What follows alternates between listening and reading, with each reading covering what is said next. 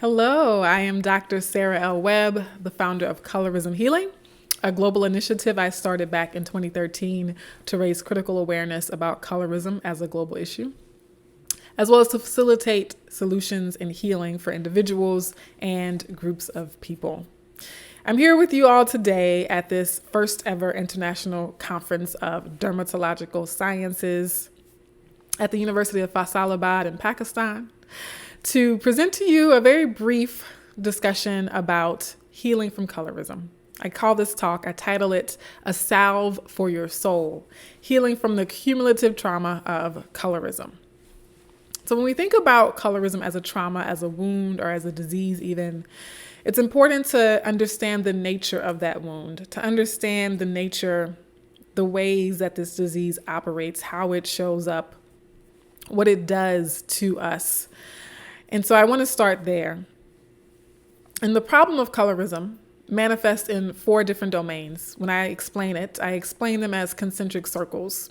And so these 4 domains not only represent the way colorism shows up as a problem, but they also represent entry points into healing and solutions to colorism.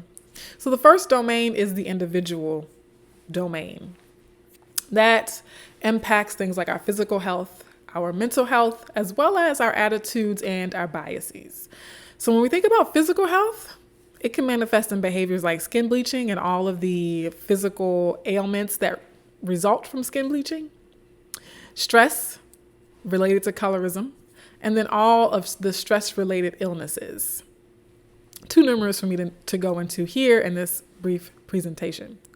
Psychological well-being can definitely impact self-esteem or self-image or self-concept. And then it can also affect our attitudes, not just in terms of stereotypes about others, but it can affect our attitudes about ourselves and our own sense of self-worth and how we feel about our own skin tone. The second layer of colorism is the interpersonal realm. And so this is when family dynamics split apart. We have family feuds, when friendships start to fray and dissolve because of colorism, when professional networks are exclusive and don't allow or include people with darker skin tones, or when intimate partnerships either don't start to begin with or have issues related to problems around skin tone and people's feelings and attitudes and perceptions about skin tone, again, their own as well as others. The third layer in which colorism manifests is the institutional layer. So this includes the pipeline to the workforce, the pipeline to education, representation in different industries, representations in politics, representation at the administrative level in schools, in universities or primary schools. And the institutional problem of colorism also includes policies or procedures or even just practices that have become norm over time that disproportionately impact people with darker skin tones and that disproportionately favor people with lighter skin tones. And then there's also the overall culture in these various places, in these various institutions, whether they be businesses, large companies, or institutions and organizations on a more small community level.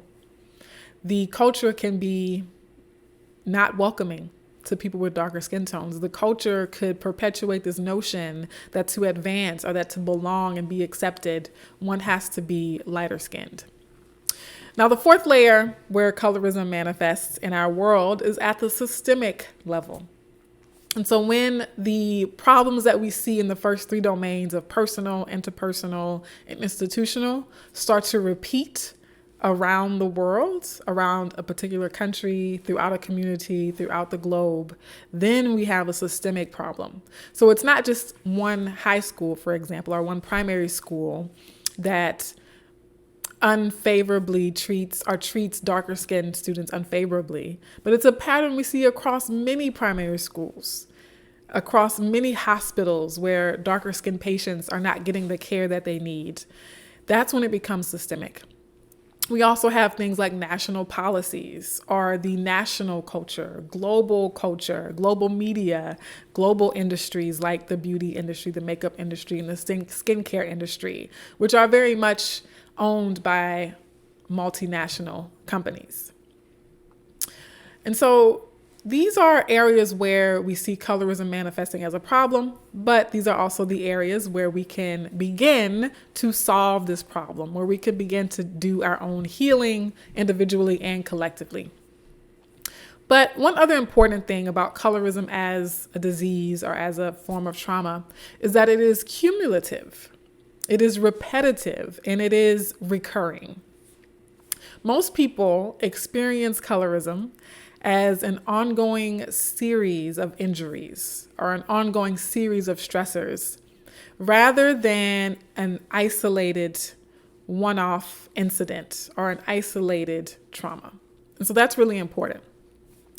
Another important thing, a second important thing, is that not only have past experiences with colorism been cumulative, but people who experience colorism are likely to experience it again in the future. We're likely to experience colorism several times again in the future. And so when we think about healing from an injury or a wound or a form of trauma that is going to continue happening, that changes the conversation for us a little bit. And so I'm thinking about that nature of colorism and offering 3 types of healing or 3 types of recovery.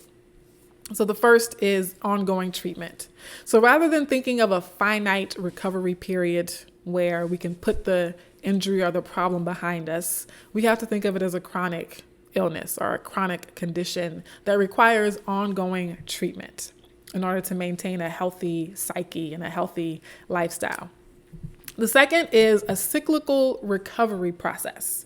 So just like when we sleep, our bodies recover from all of the work or damage or depletion that has taken place throughout the day, there are activities and behaviors we can engage in that sort of replicate our body's natural recovery processes. And then the third thing is gradually over time building tolerance or even possibly immunity as we engage in these practices, these healing practices more often.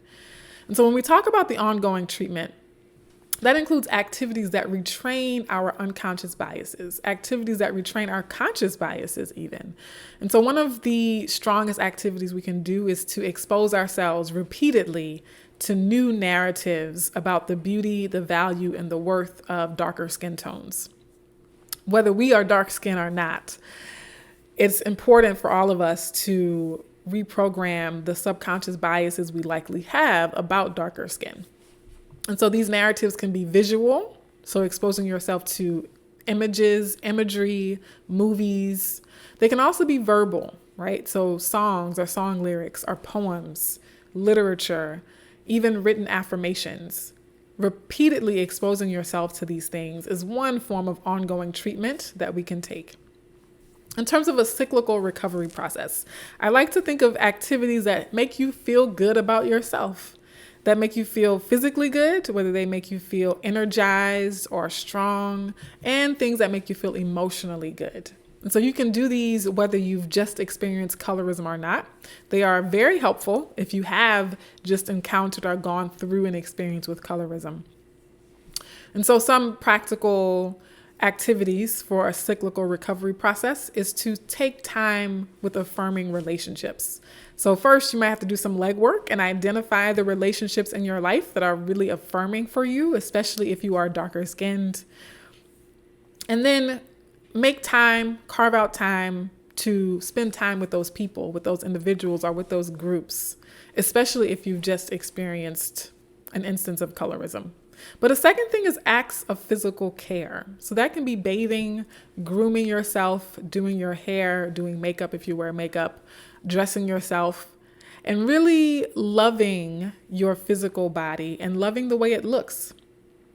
And love is an action verb, right? So love is not just a feeling that we have. Love is also our behaviors towards ourselves. Self-love is also our behaviors towards ourselves. So when we take the time to apply a good smelling lotion to our skin, when we take the time to gently part our hair and moisturize it or cleanse it, that is an act, an expression, a show of love and care for ourselves that helps us to recover from experiences of colorism.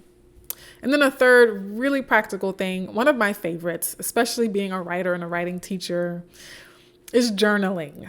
Journaling, I think, is a key element, key component in any cyclical recovery process when we talk about healing. And so journaling, one of the pains about colorism is that we don't always get to talk about it. One of the reasons the wound of colorism hurts so much is that we've suffered in silence. We haven't been able to express or explain or vent about how we feel, what we went through, and how it has impacted us. And so taking that time for yourself to journal is really, really good.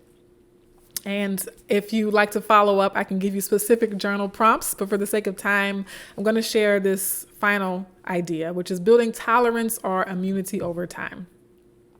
And so this means habituating ourselves to these more joyful and peaceful states. And so when we engage in a disciplined, committed, persistent way in these ongoing treatments, these cyclical recovery processes, whether it's watching a movie over and over again because the main character looks like you, or reciting affirmations every morning and every night, or putting on bright red lipstick even though your parents or your grandparents told you it doesn't look good on dark skin, right? All these things, the more we do them and the more we immerse ourselves and make these into habits, the more we build tolerance and immunity to future experiences with colorism. And the last thing I'll say is learning to maintain the internal boundary with yourself. Now, I speak these things both from my observations, my study, my research, my work with clients on the individual and group level. But these are also very much practices and strategies and treatment plans, if you will, that I've applied in my own life. And I can provide a testimonial here today that they have made a world of difference. So I'll leave you with that. I'm slightly over time, but hopefully you found value in this and it was worth every minute of your attention. And I look forward to having conversations with all of you or any of you in the future. Take care and don't let this be the last time you talk about colorism.